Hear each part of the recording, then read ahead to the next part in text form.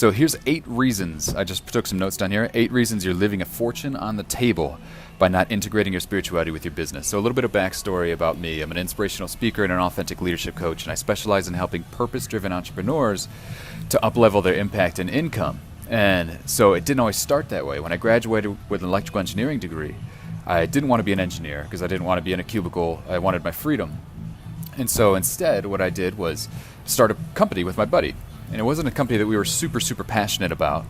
And if you can hear me okay, let me know, and let me know where you're coming in from, because I just had an audio problem with the last live I tried. But started this company that wasn't in line with our purpose. It was just in line with just what we thought would make money, which is most of the time, hey, Tammy, good to see you, which is most of the time what people do in business, right? But we found that it was dramatically unfulfilling, and it was almost like painful to try to continue doing in the world what was just for money without a sense of purpose. And so where I see is that people are on 2 different ends of the spectrum here usually. You're either like totally spiritual, and then you have this problem against money. Hey, Lisa, good to see you. You have this problem against money. Cool, sounds good, Juan.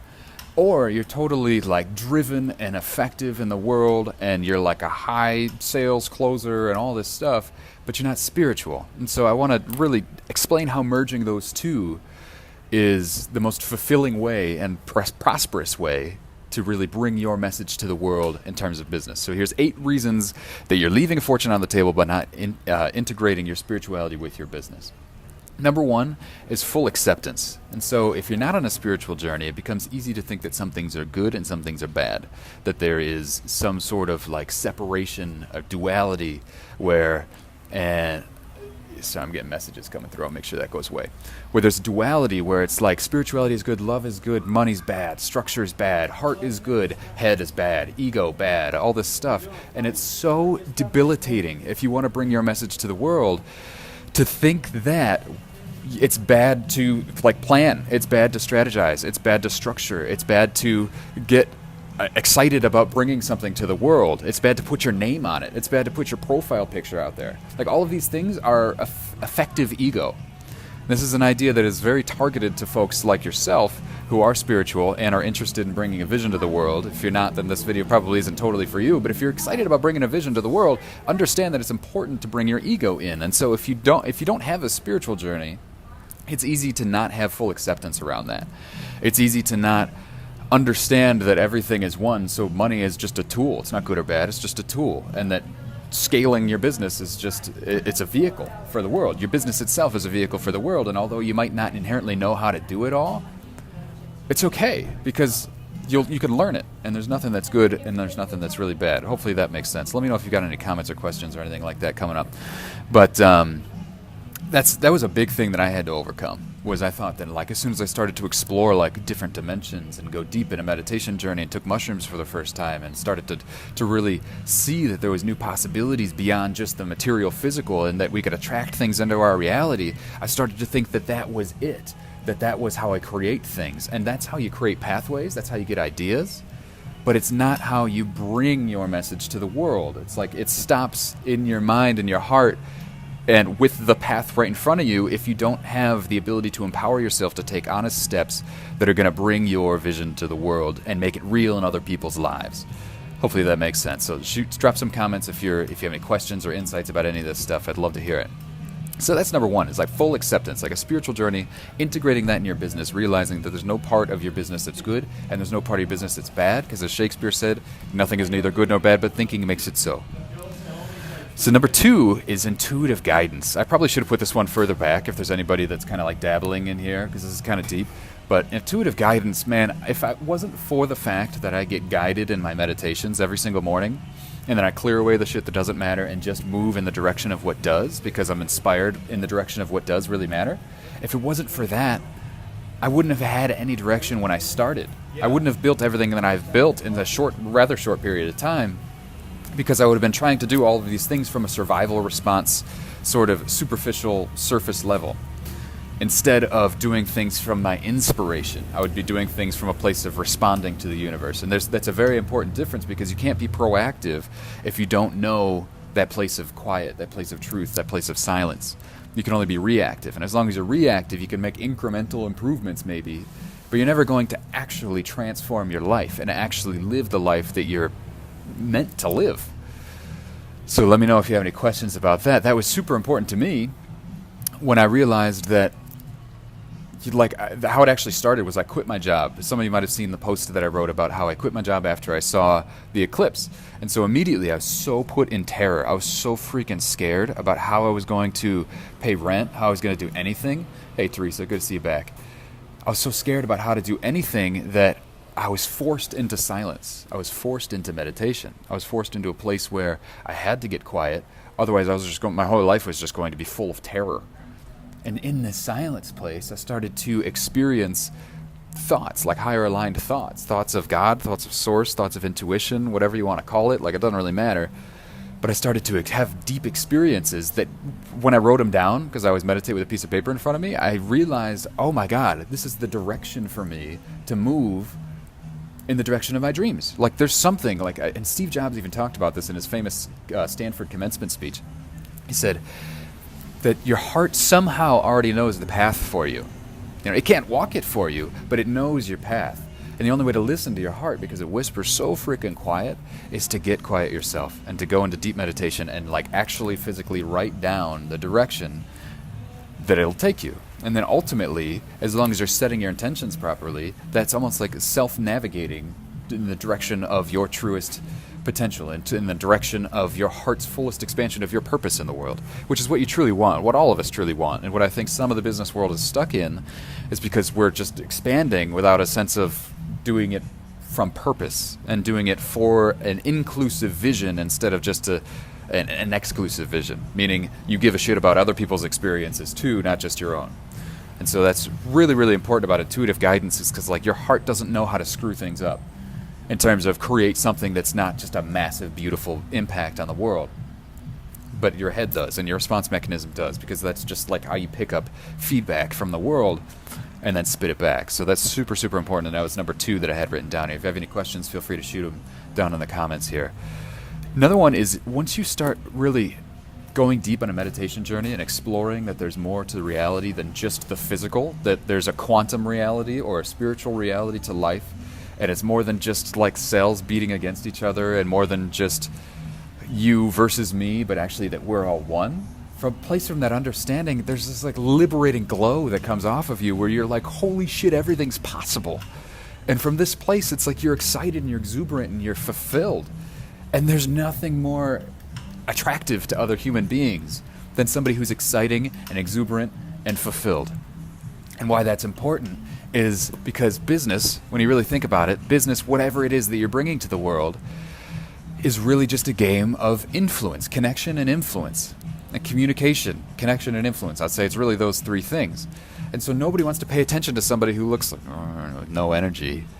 Nobody wants to pay attention to somebody who's not attractive energetically. I'm not even talking about how you look like, because you could be, there's plenty of great examples. For example, Nas Daily, Nasdaily. If you type that in the Facebook search bar, you'll see a great series of a dude who even self-proclaims as mediocre looking, saying when I just made videos, he did 1,000 videos around the world, 1 video a day for 1,000 days, traveling around the world. You've probably seen some of them.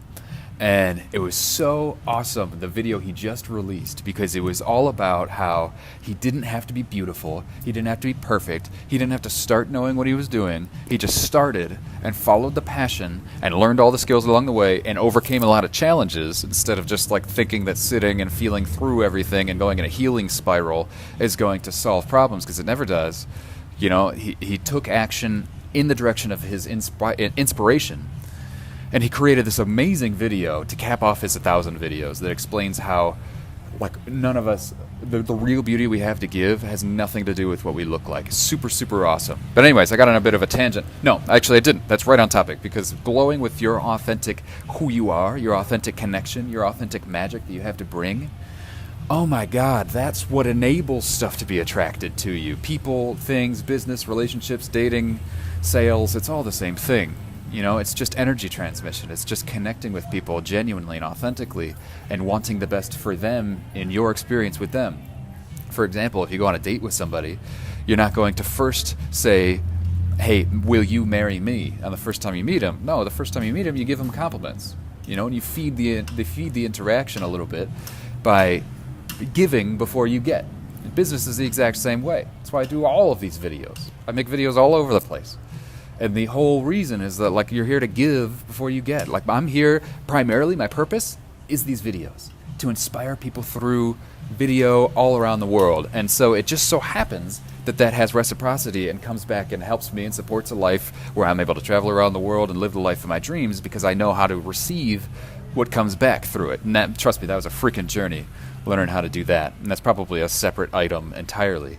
But what I'm saying is that when you glow first, because you're on a spiritual journey, because you know that there's more to life than just your mind and your body, you stop trying to defend your mind and your body everywhere you go, thereby showing up with an empty cup, thereby wanting everybody else to fill up your empty cup and making them feel like they're going to have less by interacting with you. And if they do that, that it's going to be this shitty situation where they end up less fulfilled working with you, dating with you, loving you, marrying you, having sex with you, whatever it is.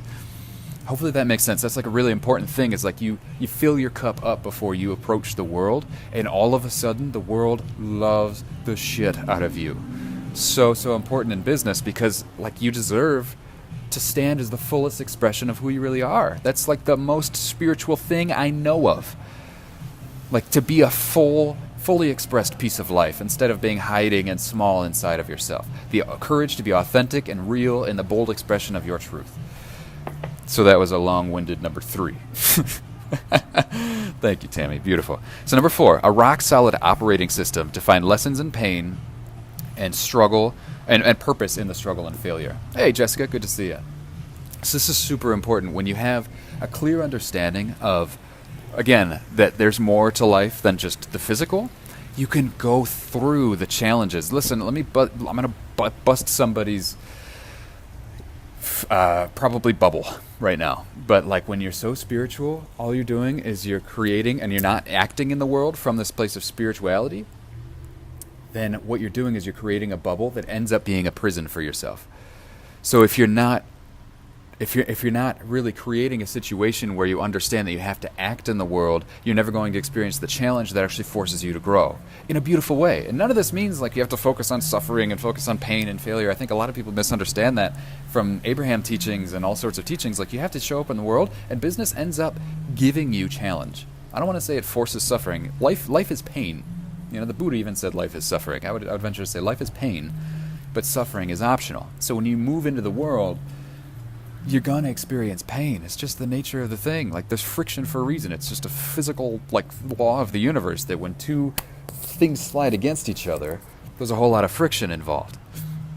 And when there's friction involved, what that feels like inside of you as you try to interface with the world and change the world, every business that's started, if you want to make money, you're changing the world because you're changing what money is going to come to you from where it otherwise would have gone. And there's natural friction that happens there. Of course, it's joyful friction if it's beautiful, Jessica. Contrast is needed, can't grow inside of comfort zone. That's absolutely right. So yeah, what I'm really getting at here is when you have that contrast and you have that friction, if you're rooted in what I do, an hour a day of meditation first thing in the morning, then you can overcome absolutely anything. You're freaking rock solid.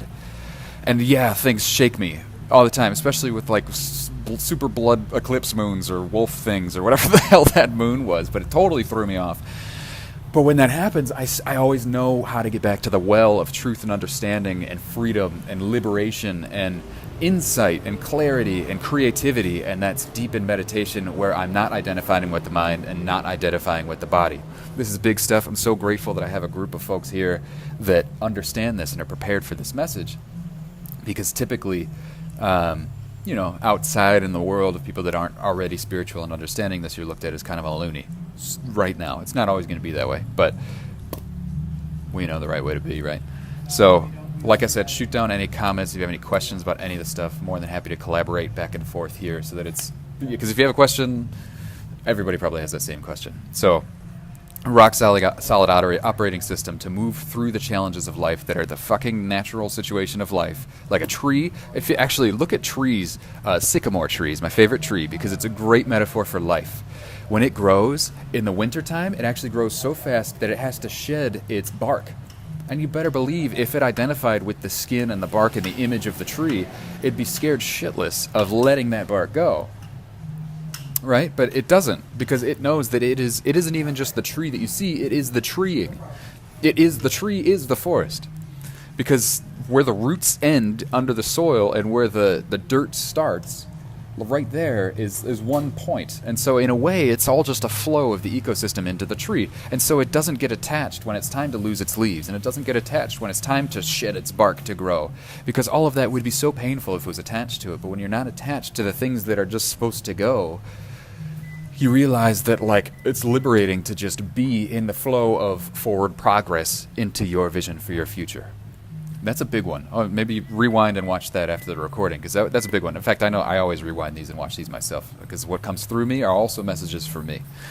But anyways, number 5. This one is huge for me, and my favorite one to share with people is because there's no switching gears. When you are spiritually aligned, showing up as your authentic self, and being seen in the world as who you really are, there's no more like, I do this for a job or for my business, or I put on my tie to do this thing, and then I come back home and then I'm this different thing. Like, your life, your business, your relationships, all of this comes together as a full unified expression of what you're here to do, of who you really are and what you're here to share. And that's so liberating, because then you don't have to have this friction and the waste of energy of switching, of putting a different mask on, because you're supposed to be something here and something else there, if that makes sense. Super, super important, because so many people end up so drained because they go to, not even just a job, entrepreneurs go to businesses that, again, like the business that I started, if you were watching from the beginning, was called Intern Wire. It was all about just helping interns get new jobs. And when I started that business, it's like, it was so heavy. My relationship started to suck outside of work. I'll answer that in a second, Kyrie. My relationships started to feel so like heavy, and they started to suck because I wasn't able to bring my full expression of me all the way through the day in the same way, if that makes sense. So when you bust all that shit and you stop doing things that aren't you, and you start there's a siren, hopefully somebody's enjoying that, and you start doing things that are just the full radiant expression of you, you don't have to switch gears. You don't have to come home and then like reamp yourself up to be in your relationships and try to remember who you were in your relationships, or remember who you're supposed to be when you're dating, or remember who you're supposed to be with your husband or wife or lover or whatever, because you're just always you. It's so liberating. Let me tell you a quick story. I love telling this story. There's a story of a crow flying along, and the crow is free to go wherever he wants to go. And he loves going up in the clouds and coming down and going wherever he wants in the wintertime. But when he comes around people tell him, "Crow, you're hideous. You don't like, your squawk is so ugly. We don't want you around us. You're too ugly, and we don't want you near us." And so the crow starts to get down on himself. He's so free, but at the same time he's not accepted. So he looks over at the pond and he sees this duck, this mallard duck that's swimming along on the sea, or on the pond. And he goes up to the duck and he says, "Duck, what's it like to be the most beautiful bird in the world? You must be so loved. Look, these humans come by and they throw you food and they appreciate you so much." And the duck just looks at him and he says, "Well, thank you for the compliment, but the truth is I'm not the most beautiful bird in the world. And yes, these humans do end up feeding me, and that's great. But I'm not entirely fulfilled, and I can't really figure out why, but I do know for sure that over there's a swan. And that swan, my gosh, look at those beautiful long white feathers and that white long neck. He's just gorgeous. And these humans, they don't only go and feed him, they also take pictures next to him and call him an expression of love. Like, they take pictures with the swan necks looking like hearts and stuff. Like, they always show up on Valentine's Day. This swan is amazing." So the crow and the duck go up to the swan and they say, "Hey, swan, how does it feel to be the most beautiful bird in the world? You must love your life and be so fulfilled." And the swan says, "Well, thank you for your compliment. But the fact of the matter is, these humans might take pictures with me on Valentine's Day, but the rest of the year they don't spend time with me, and they definitely don't pay admission to come see me. But the peacock on the other side of the street over there at the zoo, that peacock, man, holy crap, that peacock, everybody comes from around the world to see that peacock fluff up its feathers, do its thing, and be the most elegant expression of nature that anybody has ever seen. It's amazing. Absolutely amazing." And so all three of the birds go up to the peacock and they say, "Hey, peacock, what's it like to be the most beautiful bird in the world? You must be so happy, so fulfilled, so thrilled about your life. You must be so peaceful." And the peacock looks up from his cage behind the bars and he says in terror, Thank you for the compliment. And although I am the most beautiful bird in the world, I would give everything and every feather to be the crow, free to fly wherever I wanted to go, free to be seen for who I really am, for whoever loved me and didn't love me, to just be the full expression of whatever I felt like being, and know that that's going to show up where it's supposed to show up. And it's people aren't going to like it if they're not going to like it, but that's none of my business.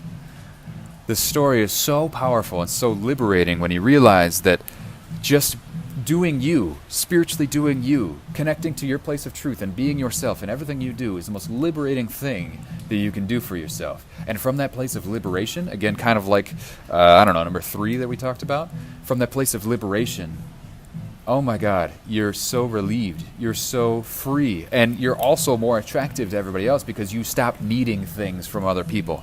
You just are the expression of what you love to be the most. Hopefully that makes sense. So before I go to number 6, Kareef asks, do you ever feel out of place in this 3D reality throughout your journey? This is a very freaking good question, dude. So, out of place in my 3D reality. When I started my spiritual journey, like 8 years ago, I was an early bloomer, but I read the Tao Te Ching and started meditating and doing yoga, like really going on a journey when I was in college. And I definitely felt like, what the fuck is the point of all of this stuff? Especially being an engineering degree and having a electronics lab that I had to go to and lab reports that I had to write and things like that. It was absolutely like a prison. It all looked like a prison. And 3 dimensions entirely felt like there's no point to it. And this is so important, man. I'm so glad you asked this question because it can be very hopeless when you end up being a very spiritual person and going deep into a spiritual journey. Life can feel really hopeless. The world, the matrix can feel really hopeless because you know that it's an illusion. This is all a fucking illusion. Like, I am talking into my cell phone right now. You realize how ridiculous that is? And the only reason that we're able to connect is because there's satellites in space. Like, what is this? That's nuts. So when you realize that's an illusion, most people make the mistake, I don't want to say most, but a lot of spiritual people make the mistake of saying it's all an illusion, none of this matters, I'm 5-dimensional, whatever. That's not the point. The point is, if it's an illusion, transform it, because there's people who aren't out of the illusion yet, and they're suffering every single day. We're here to help free other humans from this place of suffering. And you do that by being part of the solution instead of part of sitting back and complaining. It's way harder to be part of the solution, to be honest with you. But everything you want is on the other side of the courage to do that and be that. So yes, I felt out of place. And then I just learned how to take another step in the direction of how to be in place. Because you're meant to be here. The proof of that is the fact that your heart is fucking beating. So hopefully that is good. I'm glad that resonates with you, brother. That's really, really important. Message me if you get more stuck with that. I'd love to talk to you more about that.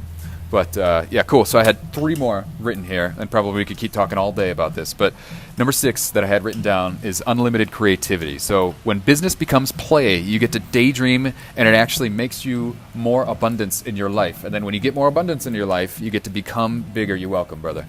You get to become bigger for the people that need you the most. And so when you sit down and you are in the full expression, authentic expression of who you are, your business is your brand is your business.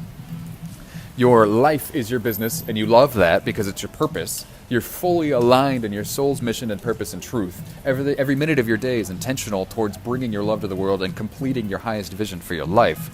When you're in that place, you get to daydream. You're so in fulfillment, you're so in flow, that you get to freaking daydream, and it turns into money. So your creativity gets unlocked because that's what we did as kids. We were just master creators. We were creative masters. We were just so good at, we had imaginary friends, we had imaginary places and palaces, we had imaginary shit all over the place. And what spirituality is going back to that childlike place where you're able to be that creator again.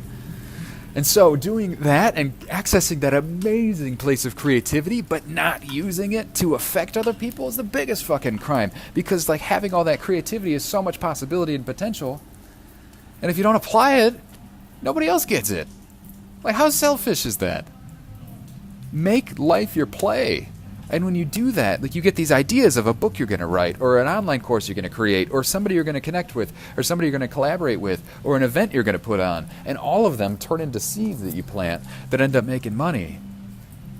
And they're supposed to, because it's aligned. And so money doesn't have to be bad. Business doesn't have to be bad.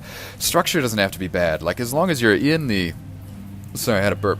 As long as you're in the full connection with who you really are, you're clear on the vision of what you're looking to create in the world, play, like sit and daydream and play every single day, write down all those ideas and get excited about the possibilities for all those ideas, and then share that with the world through like the strong determination to just do whatever source fucking told you to do in your creativity. Somebody's throwing hearts. I appreciate it. So that hopefully that makes sense, because that's like the most exciting thing for me is like life and business and everything can be play. Doesn't mean every minute is fun, because sometimes learning the structures that suck initially, like when you have no idea what ClickFunnels is and you get onto ClickFunnels and you start learning ClickFunnels, it's like there were days in a row where I spent all day learning and it like ripped my hair out. Now I can teach it and make it really, really easy for other people to learn it. But like ClickFunnels is an example, like understanding how to set up all of your like business stuff behind the scenes. Like it sucks until you know how to do it, then it's no big deal. Like riding a bike the first time sucked until you know how to do it, then it's a big deal. That's right, we do have to start playing, Lisa. Absolutely true. And another example is like fucking English was so hard for you until you learned how to do it. Now it's play. Now you can write poetry, for Christ's sake. But when you first started, you were stuttering on the letter A. You know, so like think of business like that. It's just a tool. It's not something you should be scared of. It's not something that needs to be avoided. It's just something that takes a little bit of instruction. Like you never were going to learn English or how to read and write and spell and all that good stuff without a teacher. So if you don't know business, have somebody teach you. Reach out to me if you want to learn it. We can do it pretty fast, like way faster than you think you can. So balance. Number 7, balance. Your love, this is really big. A lot of people need to hear this. I needed to hear this, and I still always have to remind myself of this because I can accidentally slide into spiritual bypass because it's way easier to meditate sometimes than it is to break through fears and do scary shit. But true fulfillment comes when you understand that your love doesn't help anybody if you don't have the money to spend it, to spread it, I mean, through like putting $1,000 into a powerful, inspirational video and sharing it with the world and like impacting what does $1,000 probably reach you? Probably like 80,000 people. You know, that's big impact. But if you don't have $1,000 to do that on a social good thing to boost your brand, then it doesn't help anybody. So also on the other side of things, your money doesn't help anybody if it's not grounded in love. So you got to have both. If we're here to transform the world, like I was just listening to Peter Diamandis. If you don't know who he is, Google it, look it up. Peter Diamandis is a futurist, and he's all about, him and Ray Kurzweil are all about researching the future and telling us what sort of trends are headed our way so that we could prepare for them. If you don't know, that's my snake ring. I love that Kundalini thing. How we could prepare for the future and get excited about these trends and not just know about them, be scared of artificial intelligence, but how to solve billion-dollar problems, billion-person problems with artificial intelligence. It's how to empower entrepreneurs with these strategies and these tactics and these skills and these technologies that are going to change everything. Do you realize that car ownership is going to be dead by 2024 because all of our cars are going to be automated and electric and we're just going to Uber everywhere? You don't have to own your car anymore. And what that means, I'm getting on a tangent for a second, but I'm super passionate about this. What that means is that the game of real estate is going to be totally transformed because all of a sudden it's okay to live super far from town because now it's affordable to just hop in and sleep in the back seat of an automated, safe vehicle on the way to your job. It doesn't matter how far you are because you can sleep or watch videos or get work done or meditate in the back seat and you're good. Super, super powerful, the future that's coming our way. So if you think that your spirituality doesn't have room in the world, or you're too late to being on social media, or like the social media is just a flash in the pan, you're just straight up wrong because these technologies are only going to get more and more like effective in bringing the world to a hyper-connected place. Hyper-connected. And so in this hyper-connected place, it's like whoever has the most certain ideas are going to win. So I'm all about empowering purpose with certainty.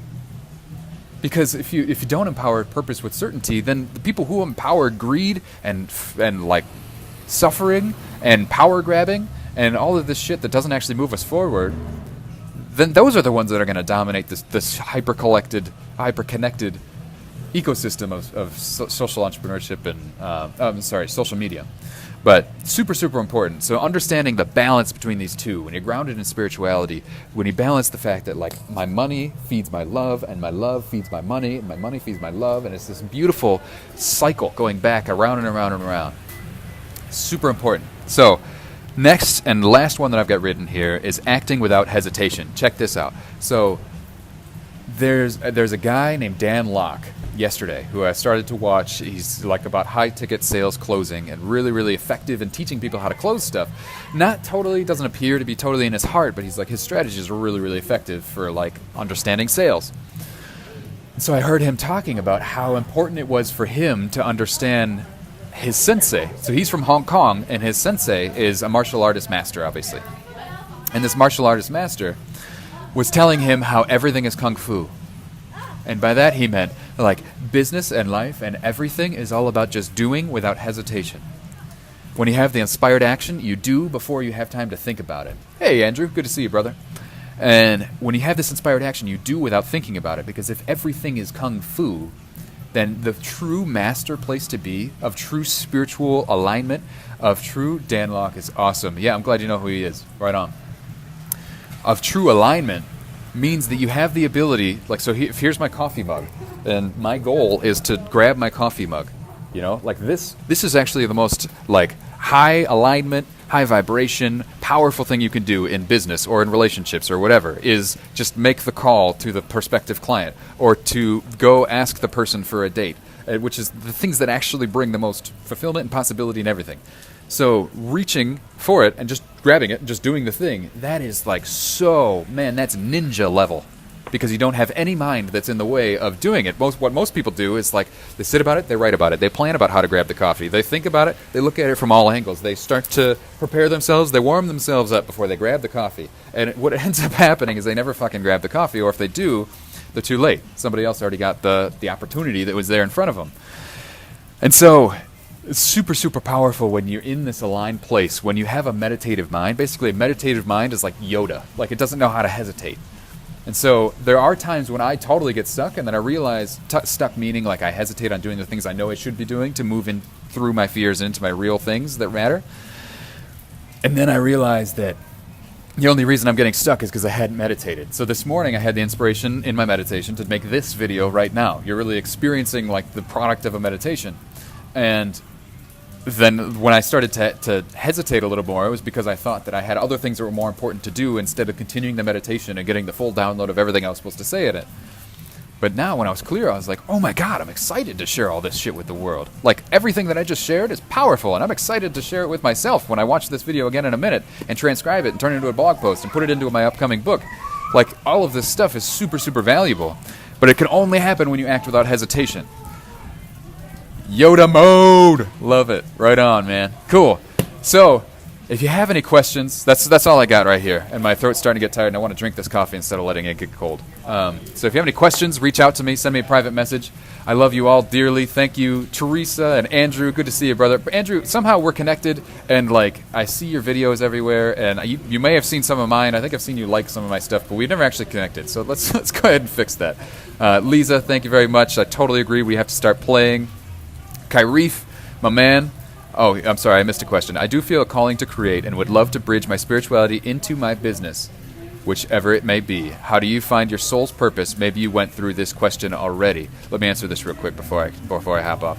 So how do you find your soul's purpose? I would venture to say that our society and language has fucked us up in the process of finding our purpose, because the word find tells us that we should be looking for it, and looking makes us think of eyeballs, which are pointed outside of us. Right, so this is big. So all of our five senses are external-facing sense perceptions that have been developed over eons to keep us safe. They're survival tools. You have senses so you can survive, first and foremost. And your senses are tied into your intellect, your brain. Whatever the part of your brain that is able to respond, like, is that a fucking tiger? No, it's good. It's not a tiger. We're safe. Point being, if you're looking for your purpose, like, do I like that thing? Do I like that thing? Do I like that thing? Am I supposed to do that? Or how it shows up in business is, what's my ideal client? What's my target market? What's my thing? You know, like reaching out into the world and saying, like, where's me? Where's me? Like, you'll never fucking find you in anything else. Because you are your purpose. That's my favorite quote that came through me years ago. You are your purpose. Being yourself, your authentic expression of yourself, is your purpose. Then when it comes into the business thing, it's just doing that big. I'm writing a book right now called Let Your Purpose Go Viral, talking exactly about this concept. So when you are your authentic self, just boldly in the world, you have the nuts to just stand, or whatever analogy you want to use on the female side of things, you have the nuts to just be seen for who you really are, what ends up happening is that people are gravitated to that, and they start to ask you questions. How this showed up for me was I quit my job and after the eclipse in 2017 and started making Facebook videos.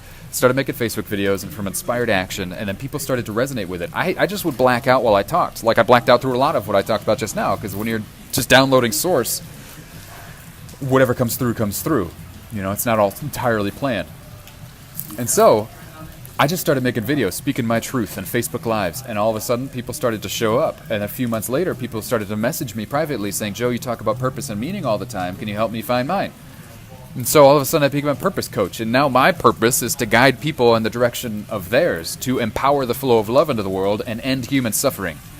That is exactly why I do everything that I do. I had no idea how I was going to do that when I was still working the job I hated. All I knew how to do was quit so that something else could take its place, and that the inspired action would create something new in my reality. And I'll be damned if it hasn't.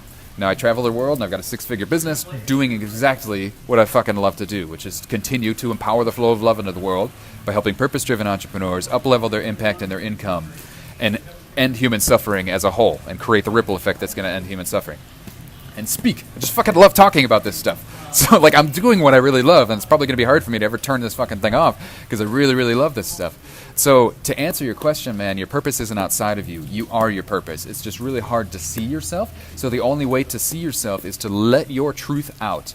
To whenever you feel that little inspiration of like, hey, what if? It's that tiny little voice. Hey, what if I did that? Hey, what if I shared this video? Hey, what if I went and asked that girl on a date or guy on a date, whatever you're into? Hey, what if I just like dropped everything and hitchhiked across America like I did in 2014? Like, hey, what if I followed that guy's advice? Hey, what if I sat next to that grandparent and asked them questions about what love really means? You know, like this little whisper inside of you of just doing what you feel like doing, or sitting and writing, or playing your favorite video game even, like whatever, as long as it's inspired action, it is your path of purpose. And when you're not in inspired action, here's the fucking cool thing. When you're not in inspired action, you're still on your path of purpose because you're making mistakes that are going to lead you to breakthroughs that are your purpose. Big one, right? Awesome. Hopefully that helps, because that's an idea that I'm super, super passionate about. I want everybody to be on their flow of purpose. Stay dry, Yoda mode, right on. Thanks, Juan. So Tammy says, wonderful thoughts and insights. Thank you for sharing your beautiful soul and being in your purpose. Love it. Thank you very much, Tammy, for your love. Karif, my man, glad it helps. Jessica, you're a rock star. Contrast is needed, can't go inside of a comfort zone. I couldn't like that enough. I couldn't tell you how true that freaking is. And how many people need to hear that and know that and like experience that and share it. So if anybody else has any questions now, unless you sneak it in the next 2 seconds, just message me and we'll talk. Anyways, I love you so much, guys. Take care. Have a beautiful rest of your day. Enjoy your Saturday. I just saw hail while I was talking a minute ago. Hopefully it's not hailing on you. I've only lived in Southern California for like 5 months now, and turns out it actually does rain. So who knew? Anyways, love you. Take care. Message me. We'll talk. Bye-bye.